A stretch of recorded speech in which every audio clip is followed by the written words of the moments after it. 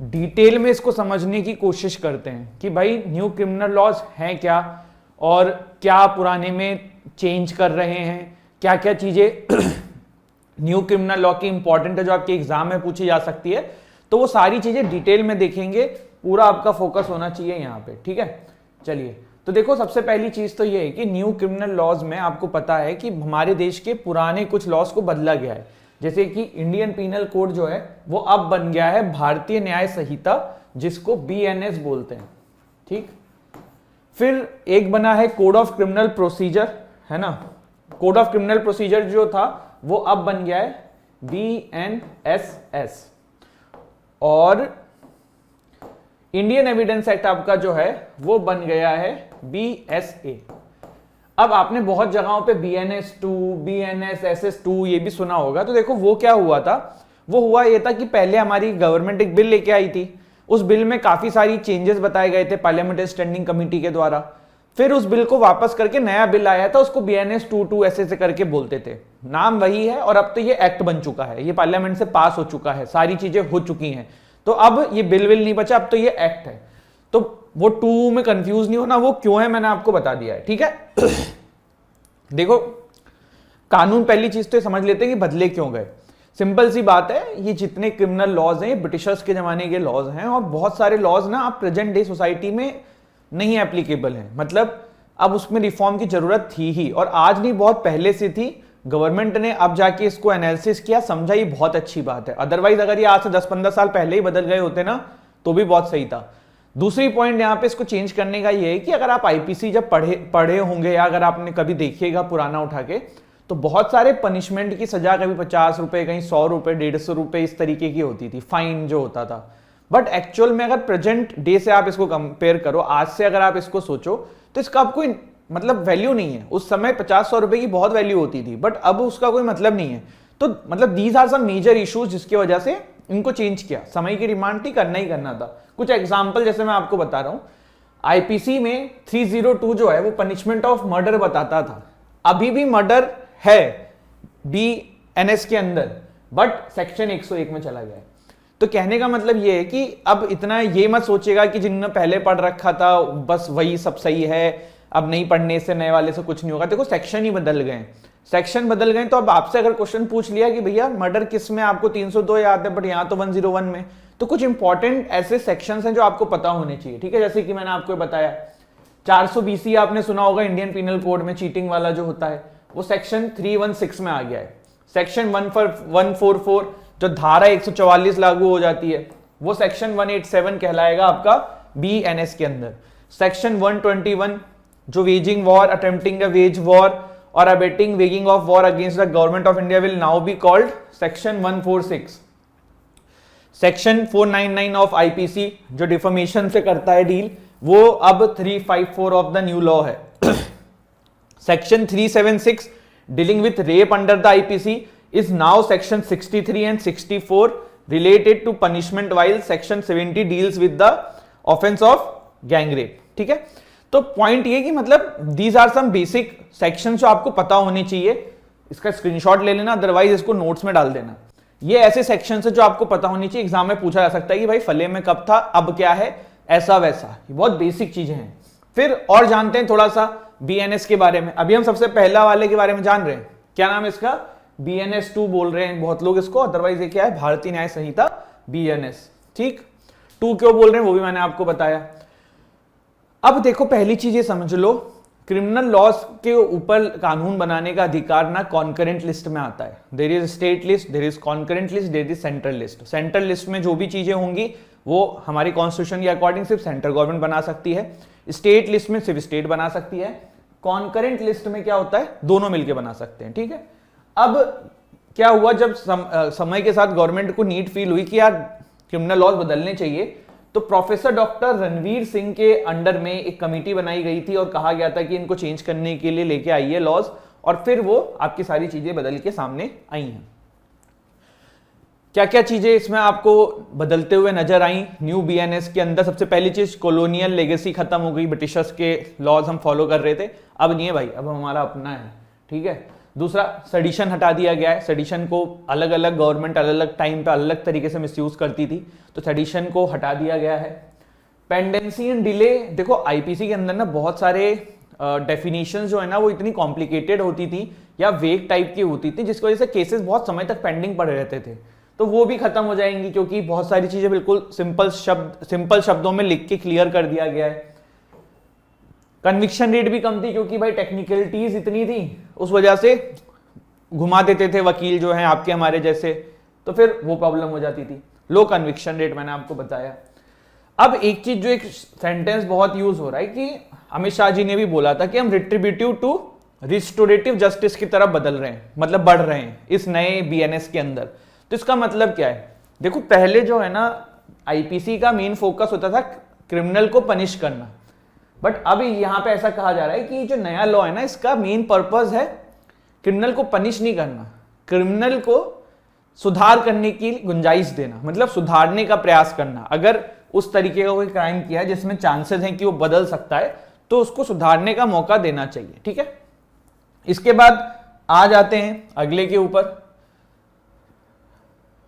नहीं अभी तो बीएनएस ही चल रहा है ना। हाँ, अब बीएनएस के कुछ प्रोविजंस देख लेते हैं जो इंपॉर्टेंट हैं या जो आपके एग्जाम में आ सकते हैं, ठीक है। चलिए, BNS retains the provision of IPC which criminalize acts such as murder, abetment of suicide, assault and causing grievous hurt, ठीक है। इसने threshold for victim to be classified as a major in the case of gangrape जो है वो 16 से 18 year कर दिया है। देखो गैंगरेप के केसेस में अगर विक्टिम की एज पहले 16 होती थी ना तो वो एज ए माइनर ट्रीट किया जाता था, बट अब आज की डेट में अगर 18 भी होगी नए वाले बीएनएस के अकॉर्डिंग तो यहां पे वहां विक्टिम जो है वो एज ए मेजर क्लासिफाइड किया जाएगा। It increases the threshold for the victim to be classified as major in the case of gang rape from 16 to 18 year of age, ठीक है, क्लियर हुआ। The BNS removes the offence of sedition, देखो मैंने आपको पहले ही बता दिया है सेडिशन का जो ऑफेंस है वो खत्म कर दिया गया है, ठीक है। तो 3 ये पॉइंट्स हमने देखा कि murder, abetment of suicide, assault, causing grievous hurt, ये सब कंटिन्यू रखे गए हैं। फिर हमने देखा कि विक्टिम को क्लासिफाइड एज ए मेजर कर दिया जाएगा in a case of gangrape from 16 to 18 years of age, पहले वो 16 था बट अब वो 18 ईयर पे कर दिया गया है, ठीक है। इसके अलावा और यहाँ पे विक्टिम की बात हो रही है, ये ध्यान रखिएगा, विक्टिम मतलब जिनके साथ ये ऐसा कुछ होगा, भगवान ना करे कभी किसी के साथ हो, बट अगर होगा तो। सेक्शन 113 टेररिज्म से डील करता है बीएनएस का, जो कि यूएपीए में एज इट इज आपको पता होगा अनलॉफुल एक्टिविटीज प्रिवेंशन एक्ट है भारत का, कौन से ईयर में आया था कमेंट सेक्शन में बताओ, ठीक। तो वो एज इट इज सेक्शन 113 में लिख दिया गया है, ठीक है। मॉब लिंचिंग को इंक्लूड किया गया है। अब एक और चीज है, देखो पहले क्या होता था कि आपने बहुत बार ऐसे इंसिडेंट देखे होंगे कि कोई गवर्नमेंट ऑफिस के बाहर बैठ गया और कहा मैं यहीं पे अपने ऊपर एसिड डाल लूंगा या मैं केरोसिन लगा के आग लगा लूंगा, मेरा काम कर दो, ये वो। तो अगर आप कोई ऐसा करेगा तो it's an criminal offence, government के अगेंस्ट में किसी ने इस तरीके से काम करने की कोशिश करी तो क्रिमिनल ऑफेंस होगा। हेट स्पीच पे सीधे चीजें चल रही हैं। सुप्रीम कोर्ट के बहुत सारे वर्डिक्ट जो हैं वो न्यू आईपीसी या न्यू बीएनएस में लाए गए हैं। सुप्रीम कोर्ट ने देखो समय समय पे बहुत सारे वर्डिक्ट देती है, आपको पता है कि सुप्रीम कोर्ट का वर्डिक्ट जो है in itself is a kind of law, तो अब उसको बीएनएस में डायरेक्टली डाल दिया गया है, ठीक है। बहुत सारे वर्डिक्ट सुप्रीम कोर्ट के जो पास्ट में रहे हुए हैं। फिर देखो और भी कुछ चीजें जैसे कि it's provide punishment for 2 years jail sentence and fine for printing और publishing any matter concerning court proceeding in rape और sexual assault cases without permission. देखो बहुत बार क्या होता था, मीडिया पर्सन्स ना या फिर बहुत सारे लोग कोर्ट के अंदर कोई प्रोसीडिंग चल रही है, उसकी वीडियो बन गई या फिर उसकी कोई फोटो खींच लिया, विक्टिम की फोटो खींच ली और उसको पब्लिक कर दिया। इस तरीके का कोई भी कुछ करेगा तो वो गैर कानूनी पाया जाएगा। आप कोर्ट के विदाउट परमिशन, कोर्ट के मंजूरी के बिना कोई भी फोटो, कोई भी वीडियो कोर्ट की प्रोसीडिंग से रिलेटेड बाहर नहीं कर सकते हो। The revise bill also include a precise definition of petty organised crime. देखो आईपीसी में कॉन्सेप्ट था पेटी ऑर्गेनाइज्ड क्राइम का, तो यहां पे उसका प्रिसाइज डेफिनेशन दी हुई है, जैसे कि theft under it would include trick theft, theft from vehicle, dwelling house, business premises, cargo theft, pick pocketing, theft through card skimming, shoplifting, theft of automated teller machine, जो एटीएम होता है, इसकी full form जो होती है। तो point ये है कि इन्होंने बहुत ही डिटेल में एक एक चीजों को कवर किया है। मतलब पहले क्या होता था ना, आईपीसी में बहुत सारे पॉइंट्स ऐसे होते थे जिनके बारे में मतलब एक ग्रे एरिया था, और वकील ना उनका बहुत टेक्निकलिटीज में जाके यूज करके केसों को फंसा देते थे। बट अभी हमारी जो गवर्नमेंट है उन्होंने इन सब चीजों पे ध्यान दिया कि इस तरीके की चीजें नहीं रहें और प्रॉपर चीजें रहें। इसके बाद बीएनएस के अंदर जो है वो कम्युनिटी सर्विस का प्रावधान दिया गया है। कम्युनिटी सर्विस का बेसिकली मतलब ये होता है ऐसे क्राइम जो छोटे हों लेवल में, उसमें अगर किसी को पनिशमेंट मिल रही है तो वो कम्युनिटी सर्विस करके भी बाहर निकल सकता है। कम्युनिटी सर्विस का मतलब होता है जैसे कि श्रमदान करवा दिया, या फिर कहीं किसी की मदद करने के लिए कहा कि आप यहाँ मेहनत करो, कुछ काम करो, तो वो चीज है। एज ऑफ क्रिमिनल रिस्पॉन्सिबिलिटी जो है वो 12 कर दी है फ्रॉम 7। देखो मतलब क्या है इसका, मतलब ये कि मान लो मैं 7 साल का बच्चा हूं, ठीक है, मैंने कोई क्राइम किया तो पहले मुझे पुलिस ऐसे ही छोड़ देती, कोर्ट ऐसे ही छोड़ देता कि यार ये 7 साल का बच्चा, इसको क्या दिमाग है। बट अब 12 साल तक के बच्चों को एज ए नाबालिग की तरह ट्रीट किया जा सकता है अगर कोई ऐसा क्राइम किया है जो अच्छा खासा मतलब जिसका दुष्परिणाम ज्यादा है। प्लस कोर्ट ये जांच करेगी कि इस बच्चे की बुद्धि में ये चीज जा रही थी कि वो कर क्या रहा है। अगर कोर्ट को लगता है कि हाँ भाई लग रही थी, तो 12 साल तक के बच्चों को नाबालिग की तरह ट्रीट किया जा सकता है फ्रॉम 7 के जगह पे। पहले 7 साल था, अब वो 12 कर दिया गया है, ठीक है।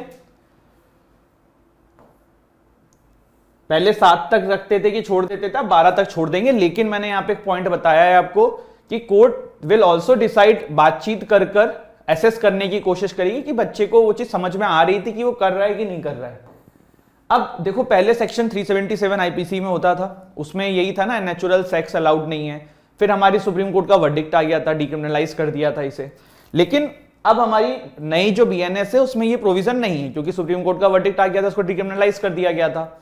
लेकिन पहले अगर किसी मैन का रेप होता था ना, तो भी इस सेक्शन का यूज होता था और मैन यहीं के अगेंस्ट में केस फाइल करते थे सेक्शन 377 के थ्रू। बट अब जब कोई ऐसा प्रोविजन नहीं है, तो मैन के अगेंस्ट में रेप के लिए नए बीएनएस के अंदर कोई प्रोविजन नहीं है, जो अपने आप में एक चिंता का विषय है, ठीक।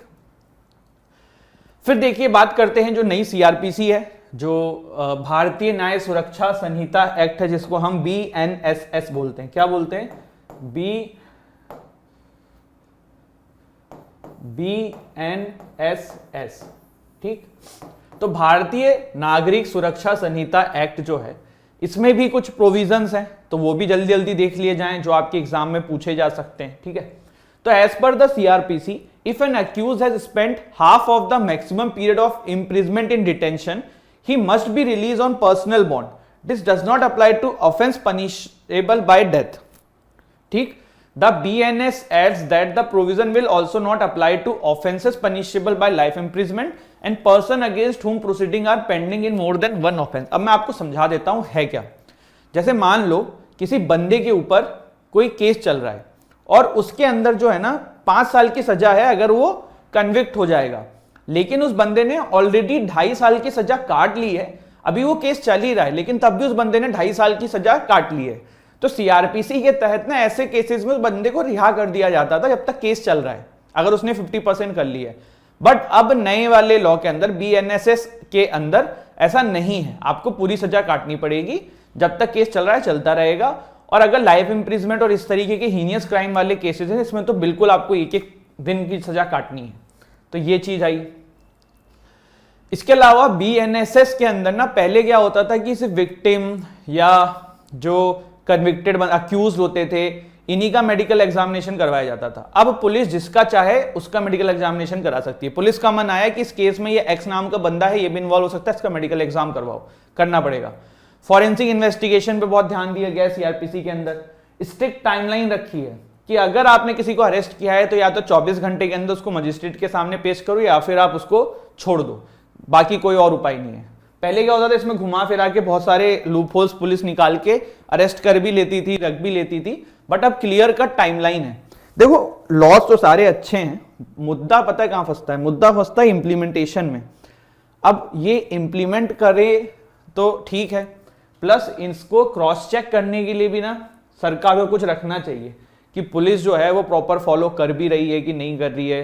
क्योंकि जिस आदमी पे बीतती है ना फिर वही समझता है कि भाई लॉस तो है लेकिन यूज कहां कर पाएंगे जब तक पुलिस नहीं चाहेगी। फिर देखिए, देखो जुडिशियल कस्टडी एक चीज होती है जिसमें आप 15 मतलब जुडिशियल कस्टडी किसी अक्यूज्ड की होती है, उसमें ना एक टर्म होती है पुलिस कस्टडी की, पुलिस के पास वो बंदा रह सकता था 15 दिन के लिए। तो सीआरपीसी के अंदर ना वो 15 दिन की जो पुलिस कस्टडी होती थी वो एक साथ होती थी कि मतलब 15 दिन पुलिस ने लिया तो पुलिस 15 दिन रखेगी। बट अब जो 60 से 90 डेज का या 40 से 90 डेज का पीरियड रहेगा, 40 से 60 या 60 से 90 डेज का जो जुडिशियल कस्टडी का पीरियड रहेगा, इसमें पुलिस वो 15 दिन की पुलिस कस्टडी टुकड़ों में भी ले सकती है, जैसे 2 दिन लिया फिर छोड़ दिया, जुडिशियल कस्टडी में दे दिया, फिर वापस से पुलिस ने अपने कस्टडी में ले लिया। देखो जुडिशियल कस्टडी पुलिस कस्टडी में मैं आपको बहुत लेमन लैंग्वेज में समझा देता हूं, बहुत डिटेल में नहीं जाऊंगा। जुडिशियल कस्टडी में वो एक पुलिस मतलब एक अलग जेल रहेगी, वहां पे बंदा रहेगा, और पुलिस कस्टडी में जो पुलिस थाना जो उस चीजों को देख रहा है वो अपने पास लेके जाएगा, वहां रखेगा। बहुत लेमन लैंग्वेज में समझा है, डिटेल में है, लेकिन अभी अपन इसको ऐसे समझ लेते हैं। तो अब 15 दिन की जो पुलिस कस्टडी मिलेगी ना वो टुकड़ों में ले सकती है पुलिस। 3 दिन लिया फिर जाके जुडिशियल कस्टडी में दे दिया, फिर 2 दिन लिया फिर जुडिशियल कस्टडी में दे दिया, इस तरीके से। The power to use handcuffs को भी लेके बहुत कानून सख्त किया गया है बीएनएसएस के अंदर। पहले क्या होता था कि कोर्ट के अंदर जो है वो बिना हैंडकफ्स के लाना पड़ता था और बहुत सारे नियम होते थे, बट अब ये बोला गया है बीएनएसएस के द्वारा कि अगर क्रिमिनल जो है वो आपको लगता है कि नुकसान पहुंचा सकता है या बड़ा खूंखार टाइप का है, आप हैंडकफ में रखो, जहां लेके जाना है हैंडकफ में रखो, कोई राइट वाइट वाली बात नहीं है। प्रिजनर्स के अगर किसी ने क्राइम किया है तो कोई राइट वाइट नहीं है। फिर देखो जो पहले सीआरपीसी होती थी उसमें क्राइम के अंदर अगर कोई मूवेबल प्रॉपर्टी का यूज होता था या फिर जो अक्यूज होता था उसकी मूवेबल प्रॉपर्टी को पुलिस जो है वो सीज कर लेती थी। लेकिन अब नए वाले बीएनएसएस के अंदर वो इमूवेबल प्रॉपर्टी, जो नॉन मूवेबल प्रॉपर्टीज होती हैं, उनको भी सीज कर सकती है। जैसे मूवेबल में जैसे किसी की कार कर ली, बाइक कर ली, अब किसी का घर भी कर सकती है, समझ रहे हो, वो सब चीजें हैं। इसके बाद तीसरा हमारा आता है भारतीय साक्ष्य एक्ट, जिसको इंडियन एविडेंस एक्ट बोला जाता था। देखो एक चीज आप सभी को मैं बताना चाहूंगा कि ईयर्स बहुत इंपॉर्टेंट होते हैं। जैसे इंडियन एविडेंस एक्ट आप पढ़ रहे हो तो आपको पता होना चाहिए यार किस ईयर में आया था, मेरी बात समझ रहे हो। बहुत ऊपर ऊपर से पढ़ाई नहीं करनी है, जो बेसिक चीजें एग्जाम्स में पूछी जा सकती है ना वो यही सब होती हैं कि इंडियन एविडेंस एक्ट कौन से ईयर में था, उसको बदल के जो आया है। जैसे इंडियन एविडेंस एक्ट 1872 में आया था तो उसको बदल के आया है भारतीय साक्ष्य बिल 2003 या भारतीय साक्ष्य एक्ट 2023, ठीक है। तो इंडियन एविडेंस एक्ट का जो ये BS वो है ना, ये भारतीय साक्ष्य बिल, ठीक है, तो BS भी बोल सकते हैं या BSA जो भी है। तो भारतीय साक्ष्य एक्ट जो है आपका, उसने इंडियन एविडेंस एक्ट को बदला। ये रिटेन्स करता है most of the provision of the IA including the confession, relevancy of facts, burden of proof etcetera etcetera. कुछ मेजर चीजें जो इसमें करी गई हैं वो देख लेते हैं जो आपसे पूछी जा सकती है। जैसे कि BSB 2 जो है ये electronic provisions of oral evidence को भी इंक्लूड करता है। मतलब क्या है कि भाई कोई बंदा वहां पे नहीं पहुंचा हुआ है, कोर्ट में वो गवाही देने नहीं आ सकता है, तो वीडियो कॉन्फ्रेंसिंग के थ्रू इस तरीके से भी उससे गवाही ली जा सकती है। इसके अलावा इलेक्ट्रॉनिक एंड डिजिटल रिकॉर्ड्स को बहुत प्रॉपरली तरीकों से एक्सेप्टेबल माना गया है। जैसे आपने पहले किसी की कॉल रिकॉर्डिंग कर ली, व्हाट्सएप रिकॉर्डिंग कर ली, व्हाट्सएप चैट कर लिया। इंडियन एविडेंस एक्ट क्योंकि ब्रिटिशर्स के जमाने में था तब तो ये सब चीजें होती नहीं थी, एज सच को डायरेक्टली प्रोविजन नहीं होता था, वो जजेस के ऊपर होता था कि वो उसको किस तरीके से कंसीडर करने वाले हैं। बट अब प्रोविजन दे दिया है, जैसे कि semiconductor memory, smartphones, laptops, emails, server logs, locational evidence and voice mails. तो these are the things which are now be included in as a evidence अगर आपके पास है। देखो आप लोगों को मैं एक चीज बता रहा हूं, मेल बहुत अच्छा एक सोर्स है, मेल एक बहुत अच्छा तरीका है। अभी जैसे आप लोग कॉलेज में जाओगे, अभी 12th में हो, कोई भी काम करा करो, आपके पेरेंट्स भी क्या करें, तो आप मेल इंटरचेंज करवा लिया करो। जैसे एक टेनेंट वाला ही सिंपल एग्जांपल ले लो, आप किसी के यहाँ रह रहे हो तो छोटी जगहों पे क्या होता है ना, लोग रेंट एग्रीमेंट नहीं कराते हैं, तो एटलीस्ट आप अपने पापा की एक मेल आईडी बनवा के और मेल कर दो जो टेनेंट है और उससे एक्नॉलेज करवा लो। ऐसी छोटी छोटी चीजों का जो घर में एग्रीमेंट्स होते हैं बोल चाल के, वो आप मेल के थ्रू भी करवा सकते हो। It is a good way to communicate and have an as the things as a evidence, ठीक है। तो ये कुछ चीजें हैं जो हमारे इंडियन एविडेंस एक्ट या फिर जो BSB आया है, इसमें किया गया है। देखो इसमें क्वेश्चंस कैसे करे जा सकते हैं, देखो क्वेश्चन ऐसे किए जा सकते हैं कि इसमें से कौन सा नए वाले में नहीं है बताओ, या जैसे ये कुछ सेक्शंस हो गए तो यही पूछ लिया कि मर्डर अब किस में है ये बताओ, समझ रहे हो। ऐसे बहुत बड़ा है ये एक्ट, बहुत बड़ी है सारी चीजें, लेकिन एग्जामिनर भी बेवकूफ नहीं है, वो आपसे क्वेश्चन जनरल वाले चीजों पे ही पूछेगा। अगर एक्ट पे प्रॉपर क्वेश्चन पूछेगा तो वो तो जुडिशरी का पेपर हो गया ना, वो करंट अफेयर का पार्ट कैसे रह गया। करंट अफेयर में जो क्वेश्चन पूछेंगे ना वो ऐसी ही चीजों पे पूछेंगे जो अभी हमने डिस्कस किया है, जितनी इंपॉर्टेंट चीजें हैं, जो मेजर चीजें हैं, वो ये थोड़ा पूछ लेंगे कि भाई कोई ऐसा सेक्शन है जो आपने कभी मतलब ही नहीं है हम आम जनता को, वो पूछ लिया, ठीक। तो करंट अफेयर में ऐसी ही चीजें आएंगी जो नॉर्मल जनता के लिए इंपॉर्टेंट हैं और उसके बारे में आपको आइडिया होना चाहिए। तो दिस इज इट, ये था हमारा सेशन। If you are preparing for CLAT UG, CLAT PG, NL SET, don't forget to check description से हमारी एप्लीकेशन या वेबसाइट, इन कोर्सेज के डेमो क्लासेस अवेलेबल हैं, अफोर्डेबल प्राइसेस में बेस्ट क्वालिटी कंटेंट आप लोगों के लिए है। Do visit it, do watch the demo class, and once you feel like enrolling, get yourself enrolled there. Someone from our team will reach to you. ठीक है, this is it. Thank you so much. जय हिंद, जय भारत.